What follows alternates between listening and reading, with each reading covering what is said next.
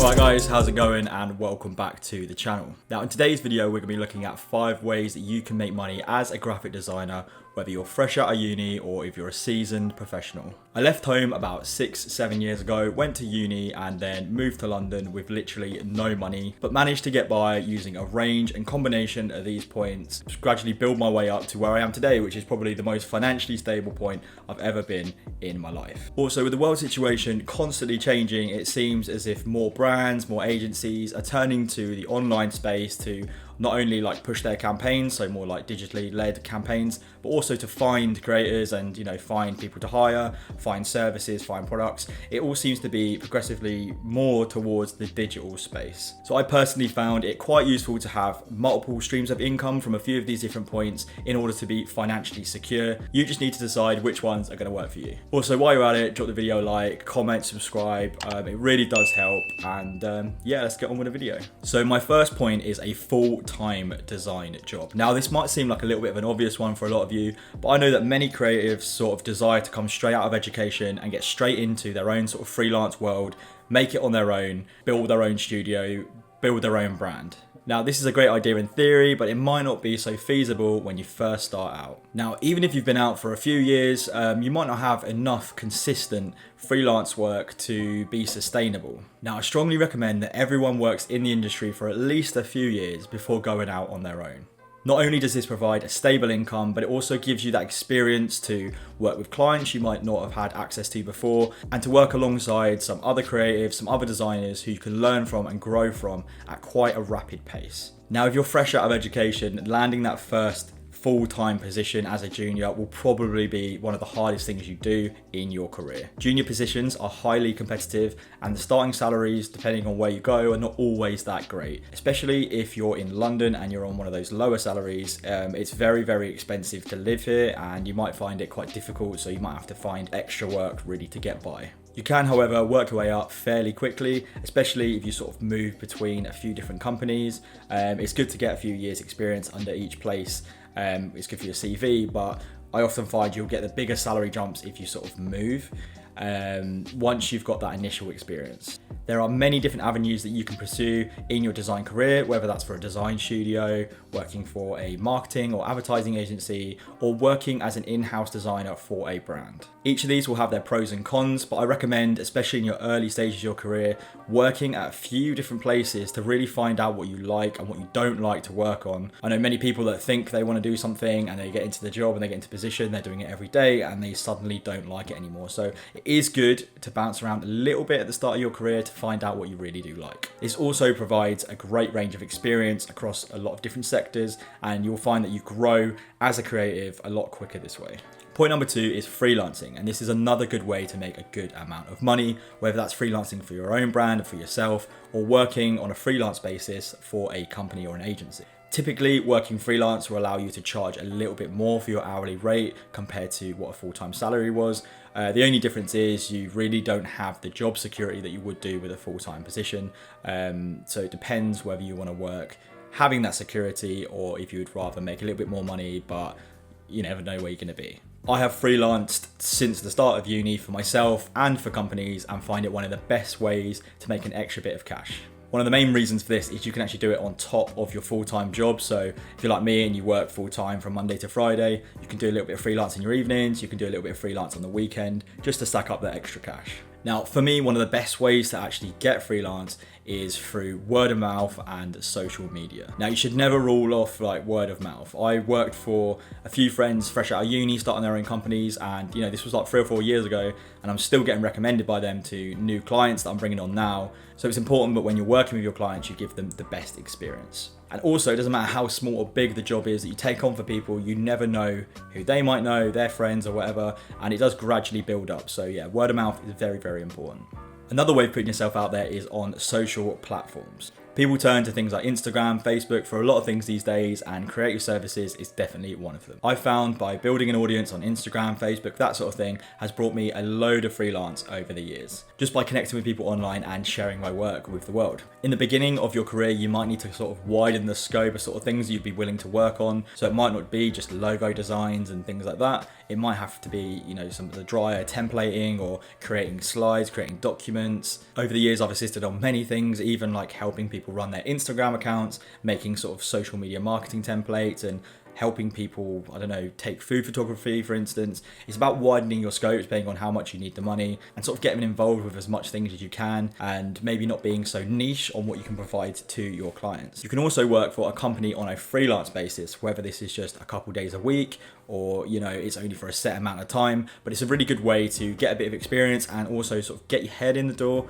of a company. Even if there wasn't a full-time position available, they might find in the future that they want to bring someone on full-time, but it also gives you that sort of professional experience that might help you land another job or might help you bring on more freelance. There are also many sites out there where you can advertise your freelance services on, such as things like Fiverr, I think, and those sort of things. I haven't really dabbled in them very much. I'm not sure where I sort of put them. All I would say is if you're going to use these sort of sites, make sure you actually value yourself and price yourself quite well. Don't sell yourself too short, because I know a lot of people maybe fall into a trap of just trying to get more regular work by making it cheaper, and really that's not really a good way to do it. You don't really want to be banging out logos for 20 quid on your weekends. You know, it's not really worth the time, and you'll find that the people who are willing to pay or want to pay 20 quid for a logo are probably not the sort of people you want to be working for in the long term. Also, I would say avoid places like 99 Designs, like The Plague. I don't really rate those places that sort of like get a load of people together and then they pick one winner and pay them and basically get the choice of hundreds of candidates or whatever. Yeah, that's kind of a dodgy way of working, so avoid that. Feel free to work on your own projects and sort of put yourself out there, but I wouldn't say work for free at all. Never do that. Unless it's a project you really want to do and you really don't care about the money because it's something you've wanted to do, just don't work for free. You don't need to work for free. Also, places like Redbubble and that sort of thing, grim, mate. Avoid those, they are grim. I mean, unless you really want to. I can't tell you what to do. I personally wouldn't really go there. Next, we have YouTube. This old thing, eh? Which is another great way to earn a passive income. Or if you put in the graft, it could be a full-time gig. And some of them big guys, mate, they make some serious P. Like some big P. I'm working on it. Really am. Now, people turn to video content for a majority of their needs nowadays, and creative services is no different. Me personally, as a designer, I always turn to YouTube to find out new techniques, new ways of working, and I also really enjoy watching people work on projects and watching people's process. I really do believe that each and every one of you, no matter what skill level, has something to say or has your own perspective on any form of creative content, whether that's a logo design or reviewing something. I feel like everyone's got something unique to say and everyone will value individually your opinion. Now, this might be like a kind of difficult and scary thing to do if you've never really had any experience in front of the camera. Me personally, I haven't. I mean, I consider myself to be quite a confident guy, but for some reason I couldn't talk very well in front of a camera. I still can't. I'm still a bit ropey and I'm still working on it. Even if you put me in a room full of people, I would be more confident speaking than I am on my own in front of a camera. I don't know why. Weird. This is definitely something that comes with time. I know that I'm improving. You will improve quickly. Who knows? You might be a natural. Now, there are a few ways that you can actually financially benefit from YouTube. The first way being the actual views and engagement. Basically, when you start an account, you have to get 1,000 subscribers and 4,000 watch hours on your account before you can like monetize your channel. And then once you have, you can get monetized on any view that you get on your channel. This is a great form of passive income. It's something that I'm doing or trying to do, but I do really enjoy as well, which is obviously a bonus. But yeah, it's a great way to sort of earn money, create something, leave it there, and it earns a little bit of cash on the side when you're out doing your other stuff. Then further down the line, when you grow a little bit, you get a little bit of an audience, you will start being asked to do various brand deals. Now, this is another good way of making money. Basically, a brand will want you to promote their services or a product in exchange for money, obviously. You can do this in the form of a dedicated video, so the whole video will be about that product or service, or you can just have an ad within the video that might be like a 45-second ad promoting a service or a product. For me, I started getting these at about 10,000 subscribers. I don't know if I got that earlier than normal people because I had more sort of followers on other social media platforms. I didn't know if this seemed quite early, so I guess I'm quite lucky in that aspect. But I'd say that's sort of the threshold when you start getting these offered to you.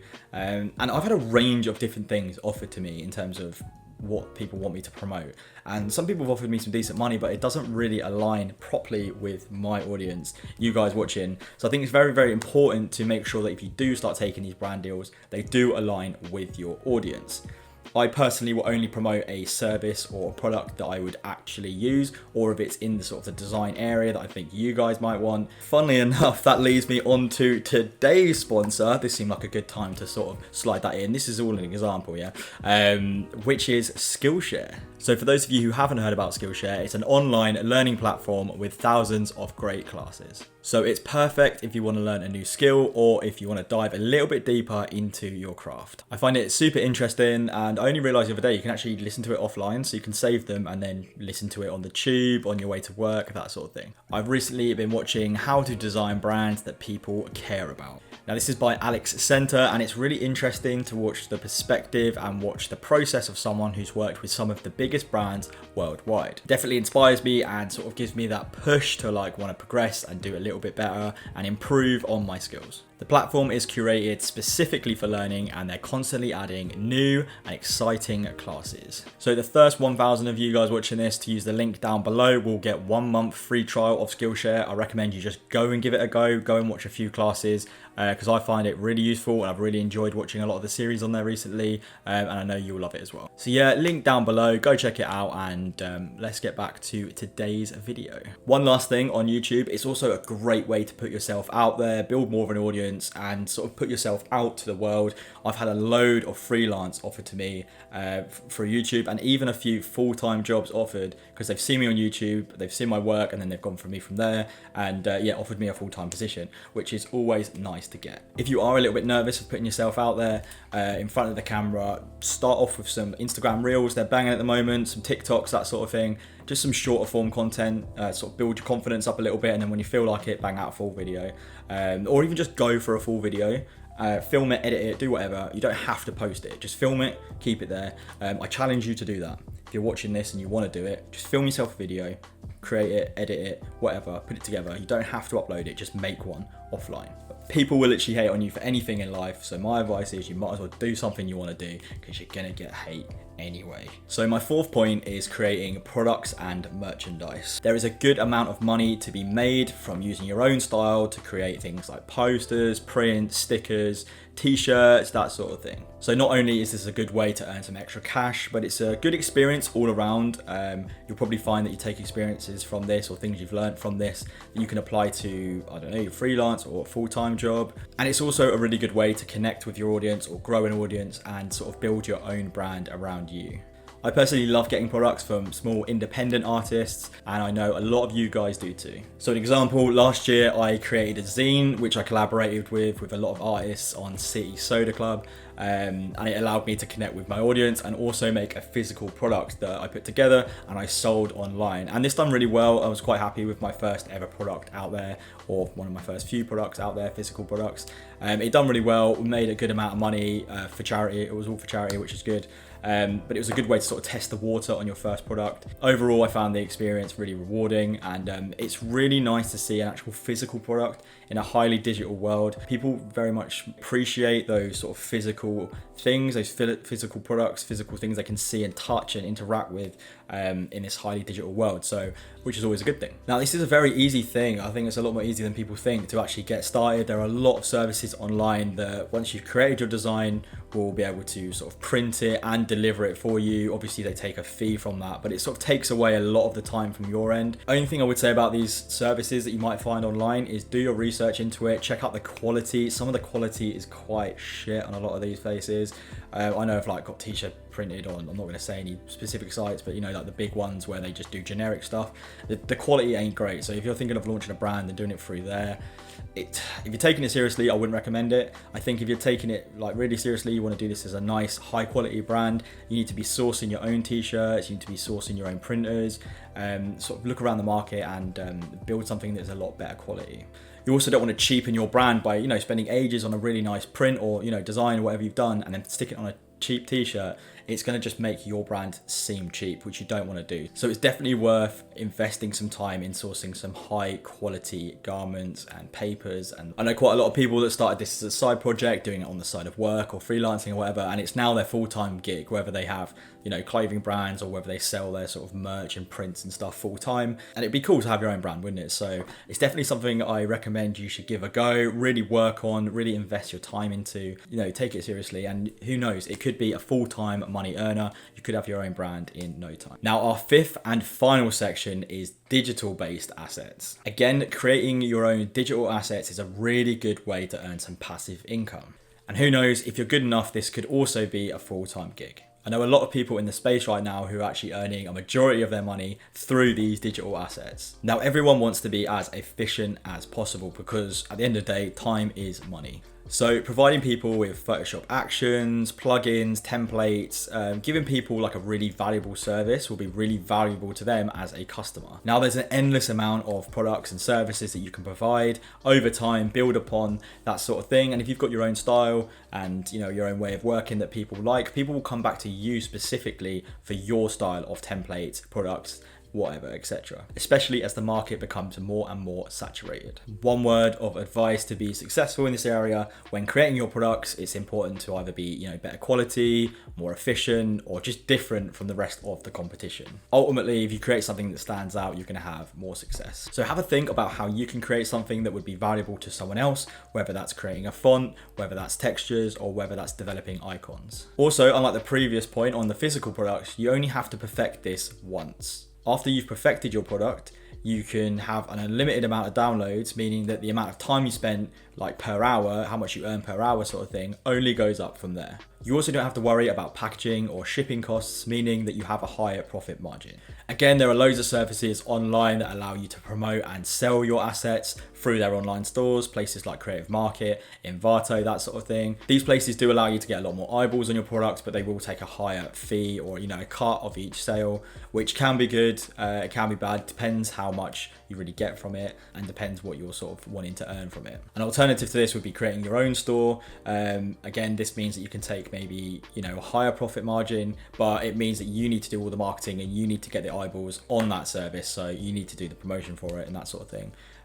So it really depends on what works best for you. If you've got a bigger audience, you probably won't need to put them on Creative Market, Envato, that sort of thing. If you haven't, then it's probably a good way to get started out. So one last thing to mention overall after all of these points is each and every one of these points will work sort of in tandem with each other. So working on more freelance projects has allowed me to get a better job, and doing more YouTube videos has allowed me to get more freelance. This is why I think it's good to work on a few of these areas at one time, because, you know, as you do one, the other will build up, and that's how you get multiple streams of income, which will overall make you feel more secure and more financially stable. So that was 5 ways I personally have made money as a graphic designer, and I know that you guys can sort of use and utilize to have a fun and rewarding career. Hope you have enjoyed, and I hope you have found it useful. If there's anything that I've missed today or anything that you'd like me to go into more depth about, let me know down in the comments, and I might do a dedicated video on, you know, either of these points or any of the things that we've mentioned today. As always, guys, drop the video a like, comment, subscribe, and I'll see you again for a new one, hopefully when we're all rich and making bags.